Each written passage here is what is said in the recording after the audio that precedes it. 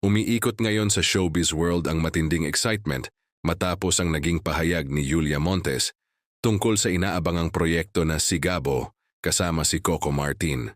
Sa isang interview, tila nagbigay ng pahint ang aktres sa kung anong klaseng kwento ang dapat abangan ng mga fans at mukhang malayo ito sa nakasanayang tambalan nila.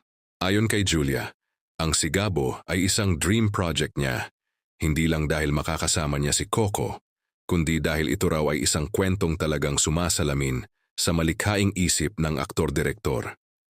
Ibinahagi rin niya na si Coco mismo ang nagbuo ng konsepto. Kaya naman inaasahang magiging kakaiba at mas malalim ang takbo ng istorya. Isa sa pinakamalaking revelasyon ng aktres ay ang posibilidad ng matinding banggaan ng kanilang mga karakter. Sa halip na puro kilig, tila isang kwento ng tensyon, sagupaan at emosyonal na labanan ang ihahain ng serye. Ang simpleng pahayag na magka-clash kami dito ay sapat na para magpasabik sa mga manonood. Dagdag pa rito, ipinaliwanag ni Julia ang kahulugan ng Sigabo. Isang salitang naglalarawan ng pag-aalab, init ng damdamin at intense na sitwasyon.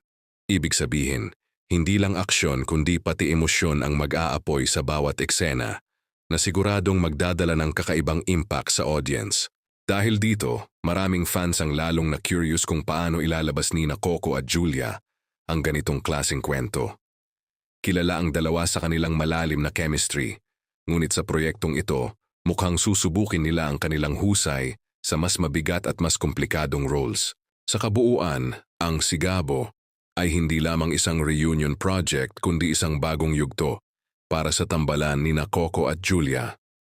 Sa mga pahint na ibinahagi ng aktres, malinaw na dapat abangan ng isang seryeng puno ng init, drama at matinding banggaan na siguradong mag-iiwan ng marka sa primetime.